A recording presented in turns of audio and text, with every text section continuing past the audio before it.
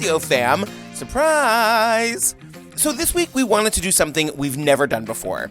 Give every member of the TCO fam access to one of our Patreon episodes. And so we decided that our take on Making a Murderer Season 2, Episode 1 would be a great example to share of what we're doing over on the Patreon feed. As a reminder, you guys, if you become a member of the Patreon fam, you get instant access to over 50 full bonus episodes, including our episode-by-episode coverage of The Jinx, Serial, The Staircase, and Making a Murderer. You get a new full bonus episode every week, and we're now offering a level where you can also get ad-free versions of our regular episodes. You can check it all out at patreon.com/truecrimeobsessed. And now enjoy the episode, you guys, and get ready for the one and only Queen Kathleen Zellner.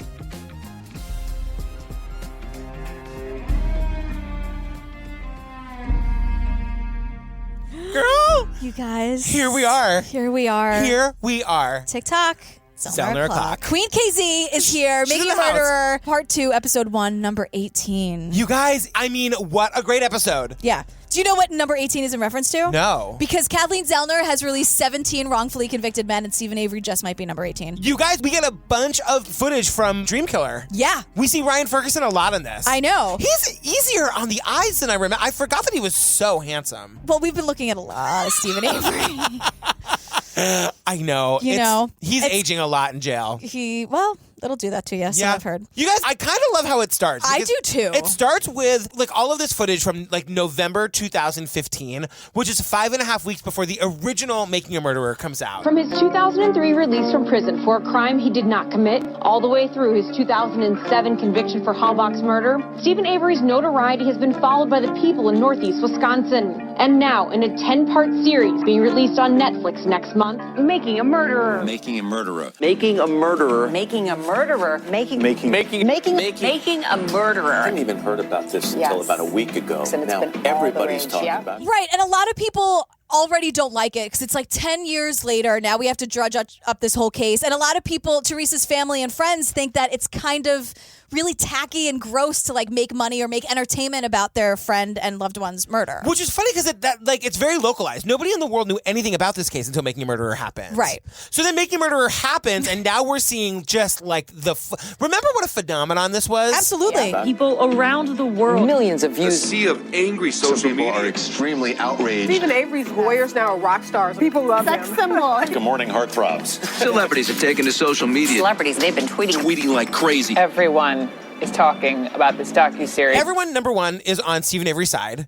Yeah. Dean and Jerry are heartthrobs. Except for Sean Hannity, who we have to stomach for 2 seconds. And even the President of the United States is asked to weigh in and pardon them. In a lengthy response, the White House wrote in part, since Stephen Avery and Brendan Dassey are both state prisoners, the president cannot pardon them.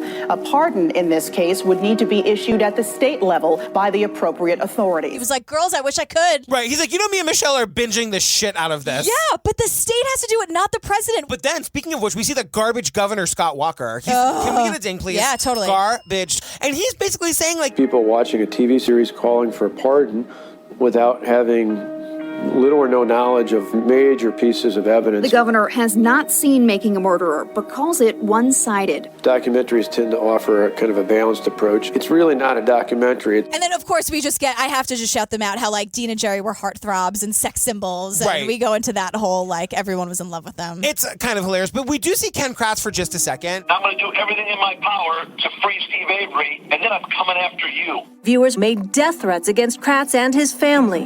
His Yelp page is under an active cleanup alert because of all the negative comments. I hope your daughter gets raped and murdered. Look, I am all for the really bad 1-star Yelp reviews on his law firm, which he shouldn't even have anymore. But to say, I hope your daughter gets raped and murdered, that's awful. Ken Kratz is garbage, but leave his daughter out of it. Ken Kratz has tried to change his appearance. He's grown a beard. It looks so disgusting. And I think he's trying to speak with a deeper voice. Did you notice? Rather than this, it's more like this. Fuck you, Ken Kratz. So the cops are getting all this hate mail. Even though people say it's one-sided, there are protests about it. Yeah. Manitowoc County, take a stand. Don't imprison an innocent man. The Netflix documentary really opened up everybody's eyes. Couldn't sleep, couldn't rest. I knew something had to be done. We all live on Navy Road. I don't believe in the corruption in Manitowoc County. I'm I'm 100% behind the police officers. I think if they have nothing to hide, they would give these two guys retrials. DNA evidence proved it, so he's guilty. Simple fact. This could have happened to you. This could have happened to any of your family members. I also was saying that we do eventually get the garbage roundtable of like Nancy Grace, Dr. Phil, and Jeanine Pirro. Oh, God. That must have been while I was feverishly right. Because, they have like the montage is so fast. Quickly. I was like, oh, Jeanine Pirro. Remember when we loved her in the Jinx? Look, we agreed with almost everything she said in the Jinx. We did. We loved Jeanine Pirro. Son of a bitch. So now Ken Kratz says, the most important thing left out of the documentary is the DNA on the hood latch. The DNA that was found on the hood latch was the most persuasive. His sweaty hands reached underneath the hood and got onto the hood latch. You can't plant sweat. How do you leave that out of the documentary? This is where, you guys, the phrase is coined sweat DNA. Right. So he's like, you can't plant sweat. And I'm all, Ken Kratz, you're not allowed to say sweat because now I'm picturing you sweating. I know. Did you see Kathleen Zellner's tweet from yesterday? Look, her Q&A, I posted like 6 screenshots in the Facebook group about it. I was obsessed. She was dragging Ken Kratz and talking about her dog. I know. Bruno hates Brady violations. Did you see that tweet? No. Someone was like, oh my God, something about the case. And then also... what kind of dog is Bruno? And she's like, Bruno is a cockapoo and he hates Brady violations. I was like, girl, same. It was amazing. Kathleen Zellner. She speaks my language, man. I'm telling you. She really, really does. But you guys, sweat DNA is not a thing. DNA is DNA. There's no such thing as sweat. Like, your DNA in your sweat is not, as far as I know, different from your DNA in your hair or your tears or whatever. Your saliva. No. Yeah, it's all DNA. Yeah. Enough already. So it's 9 years after the verdict. You guys, we're home with the Averys, and this goes on forever. But basically, it's like, I was like, Dolores hasn't aged today. No. The dad's lost a little bit of weight, and nobody's wearing any underwear. And nobody's wearing any underwear. Yeah. Not a stitch. Yeah, we're just like an afternoon at home with the Avery family. I know. And they're kind of just like living their life the best way they can. It's just so sad. Like, Dolores says, at some point in this montage of misery, she says, like, I told him he better be home for Christmas, though. How many Christmases I didn't even make that the last couple of years. What for? It's so awful. Yeah. But at the same time, on the other hand, she's going through all of the supporter mail and photo albums and vision boards and all of this, and it's like, you guys, that's great. And she needs that emotional support, but that's not going to get him out of prison. No. And then, we see the hall box and we see the church where Teresa went, and there's all the blue ribbons are still up. And we get, we do get a lot of Teresa in this episode, which the first time I watched, I remember really liking that a lot. Yeah. And we get a little bit more about her friends describing the kind of person that she was. That video about she loves to laugh. We see it in the first season too. It's so ominous to me. The thing about that video, and no shade, because who isn't drunk all the time? But I was like, is Teresa drunk in this video? She just seems like she's talking, she's had a couple glasses of wine and she's just talking to the camera about what she likes. I love taking pictures. I love holding the camera in my hand. I love kids. I love babies. I love traveling. I love talking about traveling. It seems like she knew there's a very knowing tone. She's like, I want people to remember me as someone who, and I'm like, remember you. It is weird. It's an interesting thing to say, but it's I don't know, sometimes when you're, and this is 2005, so not or before that, this was early 2000s, so not everyone had a camera in their face all the time. Right. Not everyone was doing Insta stories, so maybe she was just having a really raw, maybe stoned or whatever conversation. It's true, because we see that this is kind of the only video we get of her throughout, and she is acting a little bit it's weird. Then we get one of her friends. Okay, we meet one of her friends who's basically saying the memory of Teresa is the most important thing. Are we going to say the same thing? We probably are, because he says it doesn't matter at this point to our side of it, Teresa's friends, her family. Do we want to see the right person convicted? Yeah, I guess, but that's secondary compared to anything else. She's gone, and once she's gone, there's nothing else you can do about that. Yeah. I don't think that's an okay thing to say out loud. So yes, we are going to say the same thing. This stopped me in my tracks. Too. Because they shouldn't be compared. 100%. She is gone, but you do want some kind of justice or closure. And look, I can't speak for this. I don't have this experience. Luckily, totally. So I don't know, but it does seem a little you don't care if the right person, just someone has to suffer.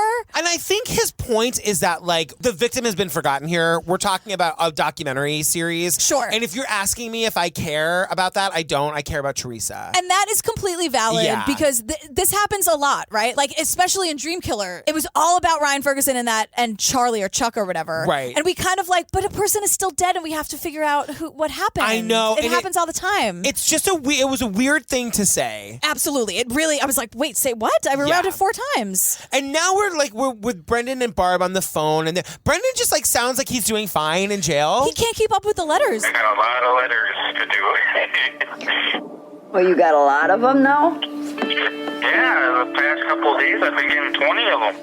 Oh. Like my stack is up to 38 now. Ooh, you better start writing. That's what I'm trying to do, but every time I try to catch up, I get another fucking 20 of them. He's like, my hand hurts. Like, every time I try to write them, there's a whole other batch for me to respond to. It's true. And then we, of course, get the heartbreaking, like, Barb is sobbing about how Brendan used to be closer, but now they moved him to a prison 300 miles away, and she can't go and see him as often. It's so fucking sad. It's so bad. You never, like, as somebody who has no experience with the prison system, you never think about details like that. Yeah. That's totally horrible. how far away they can be. Yeah. And they can just move you just to make your life sad and hard. Yeah. Or quote like, oh, just like for security or maximum security or whatever. But it's just like, no, they just want to make everything difficult. You guys, remember Laura Nereider? Yeah, Laura is amazing. Laura is one of Brendan's post-conviction defense attorneys. Right, with Steve the lawyer. Yeah, with Steve the lawyer. So much of post-conviction work is emotional at this point. You know, you come on board a case at the lowest point for a person. They've just been convicted. They're in that hole. It's a black moment for them. This stuff takes years. It can take decades. The fights are so long, and they can get ugly, and they can be painful. She kind of cannot contain herself. I love her. She is always at the edge of her seat. You can like tell that her legs are like bumping under the table. Yeah, you know why? Because she finally has a gigantic megaphone to talk about this thing that needs to be talked about all the time. Like wrongful convictions. Yeah, and she's just like, the more you talk about it, the more eyes are on it, the more important it is. And she, I think, is just totally like relishing the fact that she gets to educate us on this because we are on the edge of our seats watching this. It's true. And she says this thing about how like the thing about the truth is that it's really hard to cover up the truth for a long time. Especially in a case like this where it's just sitting there. The truth is just sitting there on the interrogation tape. All you have to do is persuade someone to take that close and careful look at it. She's right about that, but it made me think that like in jail, one day is a long time. Like, 100%. You know, I believe that the truth about this murder will come out someday. Sure. Maybe it'll be after we're all dead. Mm-hmm. Maybe it'll be 5 years from now. Maybe it'll be next week. Maybe it'll be in 10 years. But like, I agree with what she's saying, but it's still really sad when you think about like, that could be a long time. Right. Especially because she's like, and the truth is sitting there and no one is looking at it. Right. So now we see lawyer Steve again, Steve Drizin, and he's explaining to us the way the post-conviction world works. The deeper we get into this system, the more losses that we accrue, the harder it is to win. We lost in the state trial court in front of Judge Fox. We lost in the appellate court. We hoped the Wisconsin Supreme Court would take the case. And the judge that's looking at the case now, and Laura will tell us a little bit more about this. It's a federal judge. Yeah. And Laura will tell us that the thing about federal court is you actually don't have a constitutional right to not be in jail if you're not guilty. She is as horrified as we all are right now. The thing is, it took me a minute to understand what she's saying. Yeah. And what she's saying is... Somebody like Brendan can't walk into federal court and simply say, here's evidence that I'm innocent. Here's evidence that I didn't do this crime. You can't even walk in and say, here's who did do this crime. Being wrongfully convicted isn't enough. You can have video of someone committing the crime you're accused of, and that's not going to fly. What you need to prove is that your constitutional rights were violated during prosecution. So you can have somebody who's saying, no, I did this, no, I did this. Here's video of it, here's this. It doesn't matter. If you had good representation and everything was fair, the judge can leave you legally in jail. Which is... chilling. I know. It should scare every one of us. Kathleen Zellner's right. Don't walk outside your house. And the thing is, when that happens, if a judge rules, yes, the Constitution was violated during your prosecution, you just get a brand new trial. It doesn't get thrown out. Right. You start all over again. Right, because sometimes that happens with people who are like legitimately guilty. Right. You know? And Kathleen Zellner says as much later. It's so crazy. And this is what a writ of habeas corpus is. Did I sound super smart? You did. Okay. You totally did. Yeah, I mean, and so basically what Laura is explaining to us is that the case has now been moved to federal court, and this is the best chance Brendan has. Okay, so Laura and Steve the lawyer are trying to prove this constitutional violation in 2 ways. It's twofold. I'm going to sound really smart. I know. Because I'm quoting all these amazing women. Did you go to law school? I did. It's called Netflix. So the first way that they're going to try to prove this is, one, his interrogation / false confession, because it violated his Fifth Amendment rights. Right. Because he was coerced into confessing. Right. And number 2 is Brendan's Sixth Amendment right to counsel was violated thanks to Len Kaschitsky. His actions so violated the sacred duties that an attorney owes his client. Essentially, that it was like Brendan Dassey had no lawyer at all. Because that was when the judge was like, yeah, that confession's admissible. So Len Kaschitsky's like, I don't want to do any work. I'm just going to go with it. Since the judge ruled it's admissible, it would be very strong evidence that I'm sure a jury would find quite believable, because it's right there on tape, the whole thing. And it's clear that it wasn't the result of any intimidation type of tactics by law enforcement. This is also the interview where he starts a sentence and flubs it, and then he's like, can I take that again? Girl, this is not, you're not on set. This is real life. Can I take that again? Girl. He is such a little pipsqueak. And then Laura tells us that the other thing about this like habeas corpus situation that they're in, there's no deadline for the judge to make a decision. Yeah. So it could happen in 5 minutes, it could happen whatever. And then we get the on-screen text that says the judge has had this writ for 20 months. 20 months. Just a reminder, Brendan is now 26 years old when this came out, serving a life sentence, and he'll be eligible for early release in 2048 at the age of 59. And Stephen is 53 years old and serving a life sentence with no early release. But girl, take your time. Right. 20 months. 20 months. The typical hurry up and wait. Yeah. File this thing, do all the paperwork. Laura and Steve the lawyer be amazing. Right. And then you just sit and the time just goes by. You know who's not just sitting around? Dean and Jerry are going on tour, y'all. Yes! We were talking at one point, and we said, wouldn't it be good if we could have some kind of a forum where we could actually let people engage in a real conversation about this? And so the idea of a speaking tour came up. A conversation on making a murderer is booking theaters across the country. Basically what they're saying is that, like, hey, we realized that we had now an audience. People wanted to hear what we had to say. We have a lot to say about how, like, dangerous the system is and how fucked you are if you get caught up in it. And so that's what they're doing. They're going on tour and sort of explaining their experience. And Dean hates it. Like, he loves it, but he's like, I can't believe this is the world we live in where I have to do this shit, but fine, book it. Dean Strang actually made an appearance at the Minnesota State Capitol today. Later tonight, he's going to be speaking to a sold-out audience in Minneapolis. But when we don't have confidence in the workings of the system, I think we have an obligation to try to work towards a system that makes fewer mistakes. Yeah. How do you do that? You talk about it. You were saying once about why Damien and Lori do their tours. Anyone can be a juror. We need to educate the potential jury pool. You guys, everyone is involved and responsible, all of us. Yeah. Because you can be called for jury duty tomorrow. So now we see Sandy. Sandy's now being described as Steven's friend. Yes, I saw that too. I know. That jumped out of the screen to me. I guess they're not together anymore. Regardless of who she is. Yeah. She's just an advocate for him. And she's awesome. She's his friend. And she was saying that, like, when Stephen found out that the Supreme Court had denied his case, that they wouldn't even look at it, he was totally devastated. I've never seen him so down. He lost his lawyers. He lost everything. This was 2011. He had been there all that time. That's when the law library stuff started, where he was going to get himself out.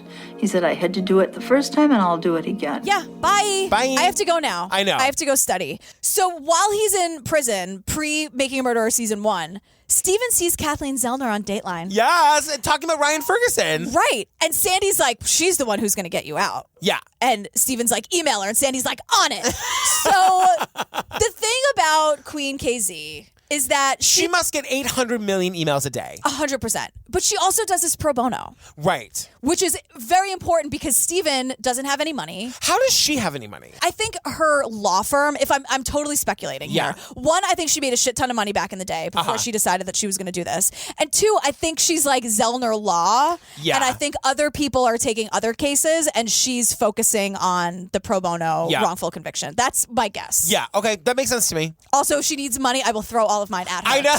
if she's in trouble.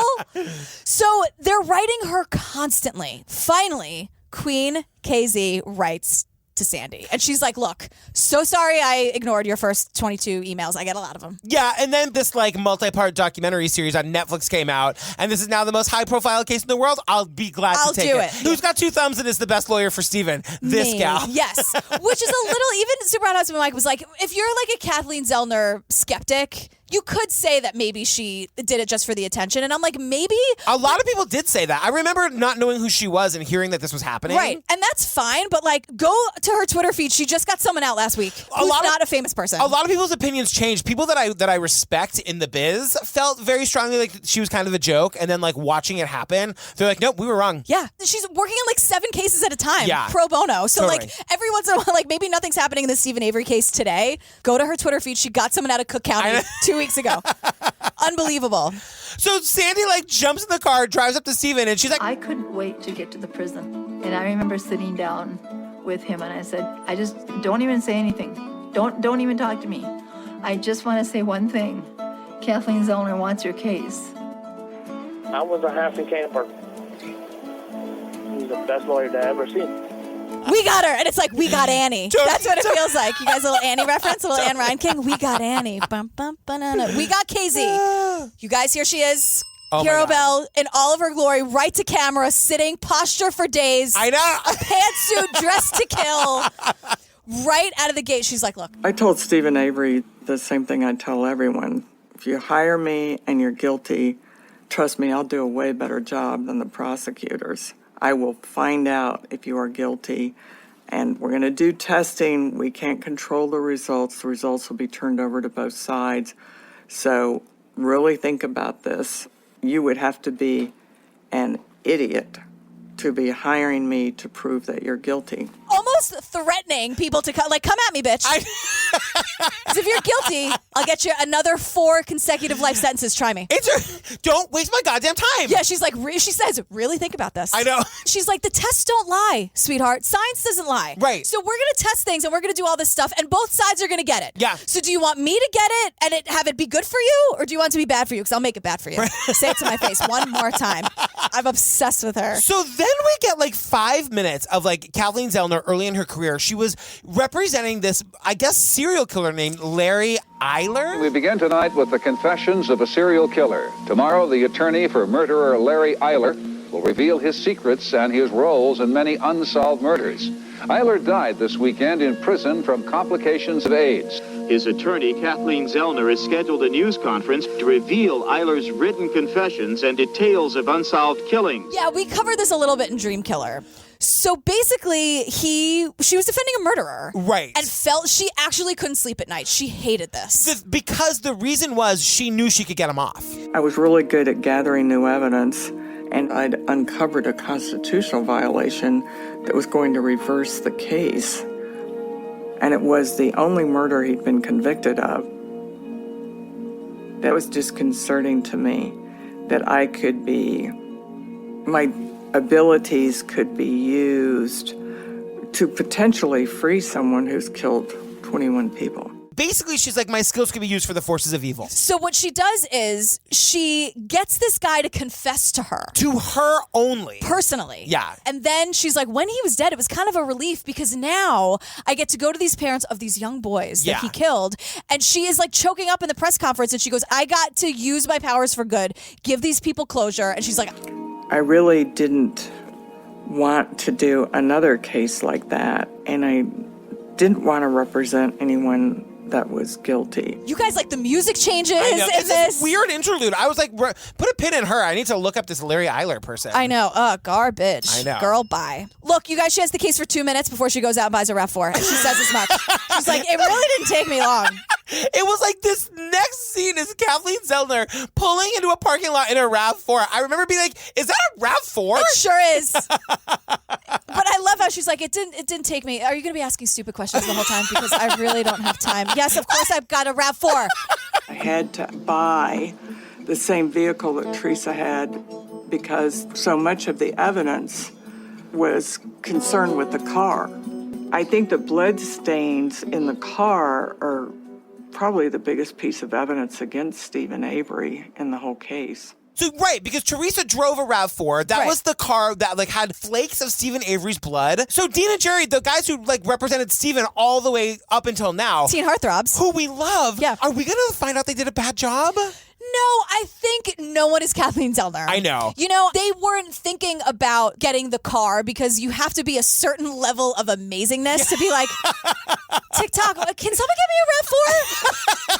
Hello, I've been on this case for a full 5 minutes. Where is my RAV4? Yeah, I think Dean and Jerry were so, like, appalled by how it was going that they were like, well, we have the key planted. We have the confession. Like, I think they were just looking at other things. Totally. So I don't think they did a bad job. I think the cards were always stacked against them. But, like, no one's Queen KZ. So Kathleen Zellner, basically her whole point in getting this RAV4 is to point out that this blood that they found in the RAV4 had to have been planted. To have your blood in the car, it's huge. And so I wanted to spend a lot of time on it, and I wanted to do a bunch of experiments. Stephen Avery had a cut on his finger, and the prosecution had said that's how he got the blood in the car. And the defense is saying, no, that blood was planted. Well, we see a picture of the cut. We see Stephen's finger. It's like part of evidence, this picture. That cut was from a week ago. Right, exactly. Easily. But even if it were bleeding, Kathleen Zellner conjectures, he still would not have gotten the blood on the car. So she starts to do these experiments, which are not scientific, you guys.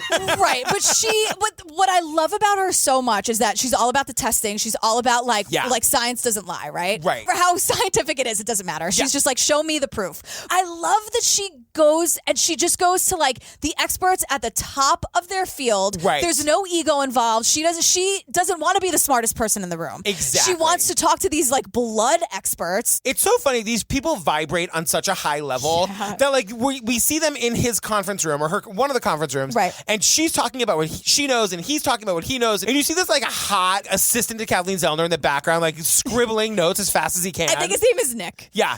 But Hi, Nick. Hi, Nick. Call us, hey, girl. But even she's like, as she's talking, she can like see the chessboard 3 moves ahead. And at one point she's like, oh, yes, exactly. Right. Yes, that's exactly right. And I'm like, what did I miss? Please explain it. Because what they're saying is that if that cut was an active form of bleeding, blood would be everywhere. It'd be on the gear shift, it'd be on the door, and there's no blood on the gear shift or the door. Right. The blood is in little, very specific seeming spots. Right. And we learn more about this because now we're in a parking lot and she's going to recreate the scene. You guys. She needs someone with hands, most like Stevens, the attention to detail. I know. Nick the assistant wins the pot. So his hands are extremely similar to Steven. So we've got the cut right here. Yeah, same thickness, same. Yeah, not like your hands. Your hands don't match his at all. So what I want to do is drip. Just have some blood right there. All right. Okay, where was the cut on the inside? It's right here on the first joint. It's right there. Okay, let's just do this. You guys, this is real blood. We find out that the blood that she's using in this experiment, she got from a lab. This is real blood. Yeah. It's disgusting. Yeah. So they've all got like latex gloves on. Kathleen Zellner's taking like an eyedropper and just like smearing blood on this kid's like gloved hands. Right. What they're trying to do is there's a smear of blood in Teresa Halbach's RAV4 that's right where you put the key into the ignition and turn the key. It's in a place where when you turn the key in the ignition, it seems like if your finger were bleeding, you'd get blood on a little plate there. Right. They do this 1,700 times. Right. And not once. It's 3 inches away. Queen KZ is like, you can do this 1,000 times, I promise you.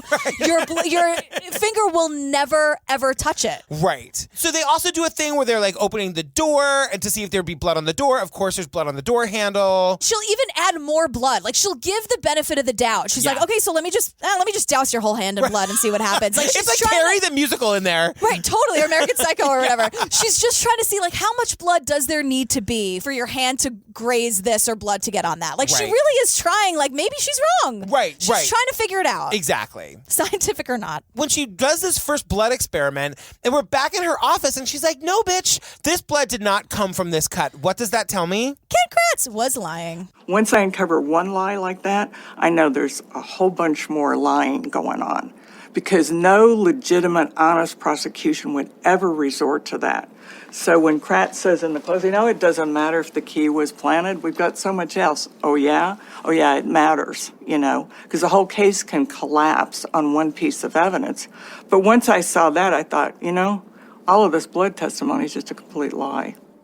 So now there are also these like random blood dots on the back of the RAV4. Yeah, and we get the testimony of from the original trial, and it's basically this, quote, blood expert telling us that, like... This is the rear door of the RAV4. This is the interior panel of that door. And did you observe any bloodstain patterns on the interior panel of the rear cargo door area? Yes, I did. Please describe those for the jurors. You can see here, these are impact stains. They're circular or near circular, and then some of these stains have a flow pattern.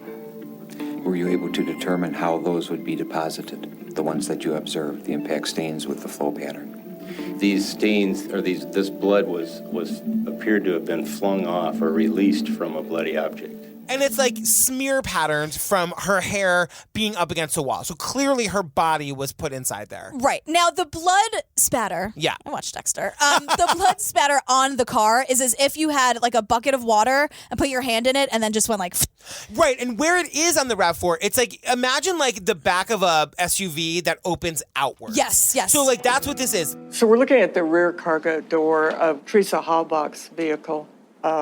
How would you describe this blood stain pattern? It would fall into the classification of a cast-off pattern, which means, by definition, that wet blood has been flung from an object.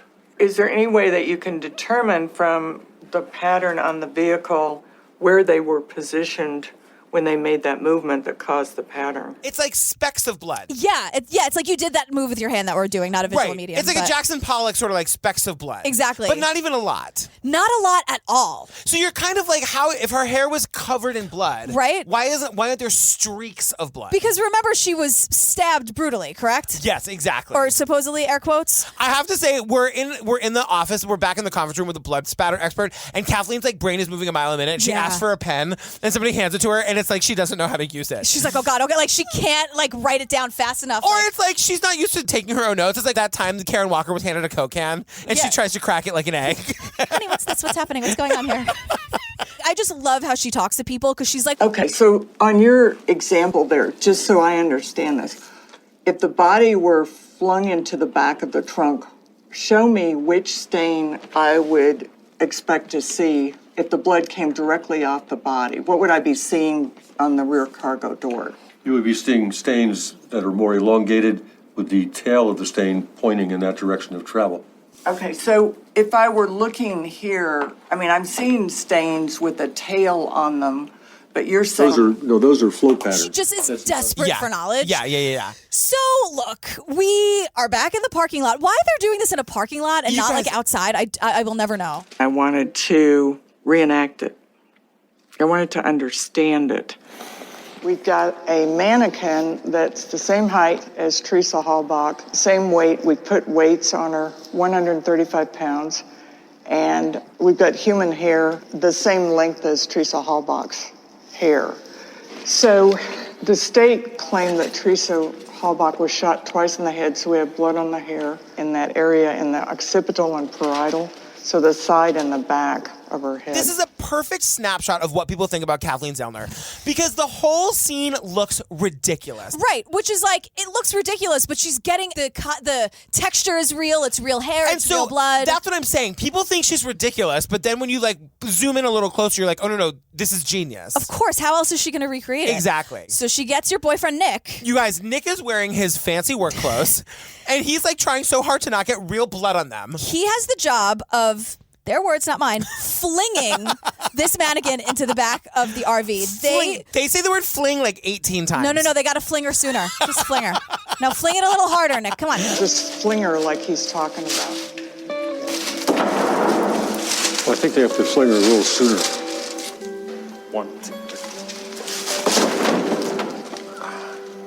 All of the various ways you could fling this body in, they try. They like fold her up, toss her in. And the thing is, this is why I think like family and friends of Teresa would be like, this is ridiculous. Right. But they have to be cold about it because she's looking at facts right now. Yeah. And she's trying to she's like solving a puzzle and a mystery. Like it's not about emotion to her in this moment. Right. What she's finding is that she's right. When they fling this dummy in there, the blood is not getting on the door the way that the state said that it would have. Right. And we also learned that there's no way a body that heavy could even like have the velocity to make the blood fly off in a certain way. Exactly. So now they're adding weight weights. They're taking weights off. They're just trying to find out, like, okay, so if this wasn't thrown in, what was the thing that was thrown in? Exactly. Or something. Just the scene of this like pretty little white boy, Yeah. quote, flinging this dummy covered in real blood into Yeah. the back of a RAV4 is so absurd. And Kathleen Zellner's like, yep, good job. Yeah. And I just think of Devil Wears Prada, like there are a million girls who would kill for this job. And it's true. Now she goes, she's like, look, she kind of levels with us for a minute. She's like, here's the thing. I have to do two things simultaneously. I have to first take apart the state's entire case, but at the same time, I want to figure out exactly what happened. I'm actually driven more by the desire to know what happened, because once I figure out what happened, then the state's case collapses. And to her, they're one and the same, because if she finds out what happened, then she can free Stephen Avery. Right, exactly. But she's like, it just so happens that I'm just that good, but like that's what courts want. So we're back in the conference room, and they're like laying out all these various instruments that can cast off blood that might provide the sort of pattern that we see on that RAV4 door, right? Right. Yeah, all of a sudden at one point, Kathleen Zellner's holding a gun. I'm like, oh my God, Kathleen Oh my God. She's got a gun in the conference room. Somebody get her coffee. Yeah, get Nick. Yeah. And even the blood spatter expert was like, girl, no, put the gun down. Yeah, it wasn't a a gun. gun. It wasn't a knife. And then they've got these 3 hammers. And he's like, it was something like one of these. So we cut back to the parking garage. Nick is on his hands and knees, desperately trying not to get his clothes dirty. But he's doing this thing. Oh, guys, this is a little bit brutal. Yeah, it's rough. It's rough. So what he is doing is he's miming taking this hammer, and again, this is rough, so if you want to turn this off now, go ahead. Yeah. But like sort of like bashing Teresa's head with this hammer. So it's like hitting it, pulling it back. Yeah. Hitting it, pulling it back. And as he pulls this hammer covered in blood back, it's casting off the blood, you guys. It is landing on that door in the exact pattern that we know the blood really was. Right. When I saw what they were doing, I almost stood up and I could not believe It's a very gaspable moment. because I kind of think this blood spatter stuff is kind of nonsense. Oh, I don't. I just think it's kind of like, yeah, can we ever really know? True, yeah. But then it's like what the state said happened was they flung Teresa in the car, and that's from her hair. So they did that experiment. It didn't work. And they Right. tried it every which way. Yeah. This is Kathleen figuring out what happened. Yeah. I mean, they are not trying to cast off the blood. They're just making the motion of hitting somebody, pulling your hand back to hit him again. Hitting somebody, pulling your hand back to hit it again. And as you pull the hand back, the blood cast off is creating the exact pattern we see. It is chilling to watch. It is. And I think because, like what you were saying, like, you guys, this is hard to hear, so, like, fast forward for a second. I think that's why they have to separate themselves, because this mannequin has to be this mannequin right now. Right, yeah. So instead of like, hey, Nick, can you bash Teresa? Like, no, she Right. would never say that, Yeah, because that yeah. is horrible. Right. They sort of get this theory that The swing has got to be horizontal here, because if the person or the object wet with blood was higher than the actual bottom portion of that hatchback, the blood would have had a downward trajectory. Because Ground 6 level. inches is not going to make a big difference in the shape of the stains. You know what I'm saying? Right, It's right. not an acute enough angle. So Yeah. somewhere between, kneeling and or further down. and was being bashed in the head with a hammer. Yeah. And Kathleen's like, look, this is day 1 of testing. I don't know much right now, okay? But I know one thing. Right. It did not occur the way Mr. Kratz told the jury it occurred. It's demonstrably false what he told them. And I intend to do that on each piece of evidence that he presented to the jury. Because this case, more than anything, more than a case of ineffective assistance of counsel, is a case of Gross, extreme, egregious prosecutorial misconduct. And she just, like, kind of can't believe it. But she's not as riled up about it as we are. She's very calm. Because she knows that she was going to find some shit like this. Right. And she goes like, it's going to be a real pleasure to, I don't know, unmask Mr. Kratz. Oh. Credits. My God. Can you stand it? I know. And it's going to be a real pleasure. She is so calm. She so knows that she's going to win this. Yeah. I mean, it's just unreal, you guys. TikTok's Zellner o'clock. She's I know. here. And I think, you know what, it wins. She wins either way, because she's like, okay, closure. Now we really do know it was Stephen Avery. Yeah. Or it's not. And bonus, P.S. I found out who did it. Yeah, she wins exactly. either way. Exactly. We get closure and justice either way. Yep, 100%. Well said, Jillian Pezzavali. Thanks. I really just want her to like me. You guys, thank you so much for the iTunes reviews. I'm going to say it again. Please jump on iTunes while you're thinking about it right now. Give us a review. Tell people what you like about our podcast. Yeah, it really means a lot to us, so thank you very, very much. Come see us live in June. Yes. The Pride show is just going to be off the hook. Okay. It's gonna be off the hook. Off the hizzy. Off the chain? What would Ja Rule say? Ja Rule? But what up, it really hurts my throat, you guys. The things I do for love. It's true. We love you guys. Bye. All right, bye.